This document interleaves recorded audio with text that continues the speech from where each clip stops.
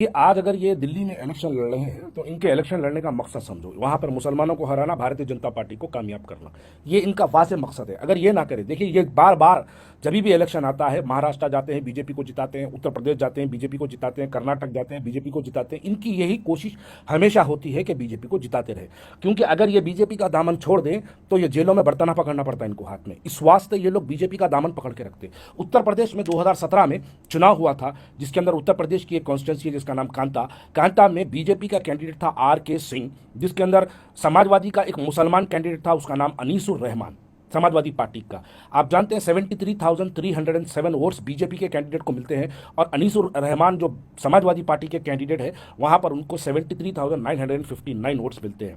तो वहीं पर एमआईएम अपना एक कैंडिडेट डालती है, फजीउल्लाह चौधरी के नाम से उनका कैंडिडेट होता है, वो 22,000 वोट लेता है। लेकिन बीजेपी और समाजवादी जो हारी है वो सिर्फ 3,000 के वोटों से फर्क से हारी है।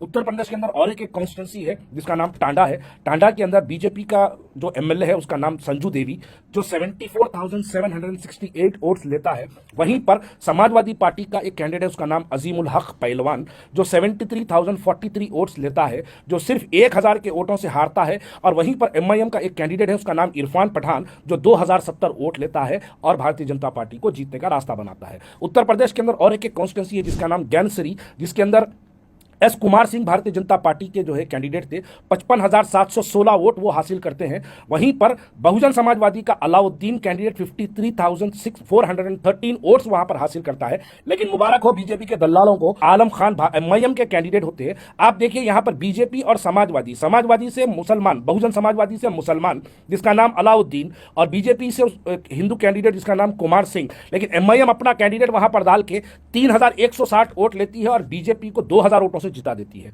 और एक कॉन्स्टिट्यूंसी है उत्तर प्रदेश के अंदर जिसका नाम सरस्वती जो कॉन्स्टिट्यूंसी है, वहां पर भारतीय जनता पार्टी का कैंडिडेट है जिसका नाम राम फिरान, और वहीं पर समाजवादी पार्टी का कैंडिडेट है मोहम्मद रमजान।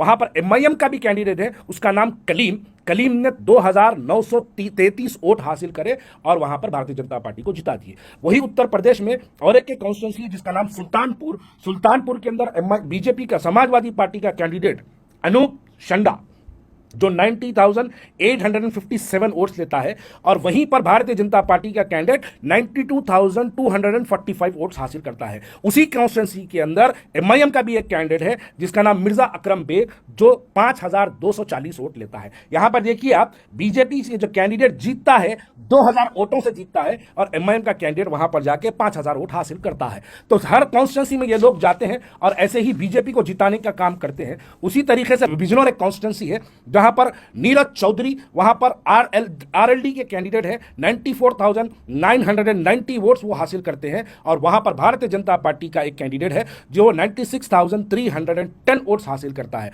उसी कॉन्स्टिट्यूंसी में एमआईएम का भी एक कैंडिडेट होता है, उसका नाम मुनीर अहमद है, जो 2,282 वोट हासिल करता है। और सिर्फ बीजेपी और आरएलडी की जो ये दो हार का सबब बना, वो 2,000 वोटों का बना, और वो 2,000 वोट एमआईएम वहां पर कटवा दी। सातवीं और एक कॉन्स्टिट्यूंसी उत्तर प्रदेश में, नागपुर जो कॉन्स्टिट्यूंसी का नाम है, वहां पर समाजवादी पार्टी का कैंडिडेट डॉक्टर धर्म सिंह सानी वो कैंडिडेट का नाम है, जो 1,03,516 वोट्स हासिल करता है। और वहां पर बीजेपी का एक कैंडिडेट है जो 1,03,777 वोट्स हासिल करता है। वहां पर सिर्फ 300 वोटों से बीजेपी जीतती है और समाजवादी पार्टी 300 वोटों से हारती है। उसी कॉन्स्टिट्यूंसी में रिजवाना नाम की एक मोहतरमा को टिकट दिया गया था, जो रिजवाना 3,591 वोट हासिल करती है और बीजेपी को जिताने का सबब बना देती है। और एक कॉन्स्टिट्यूंसी वहां पर है कुर्सी एक कॉन्स्टिट्यूंसी उत्तर प्रदेश के अंदर, जिसमें बीजेपी का कैंडिडेट था सिकंदर प्रताप, और वहां पर समाजवादी पार्टी का कैंडिडेट था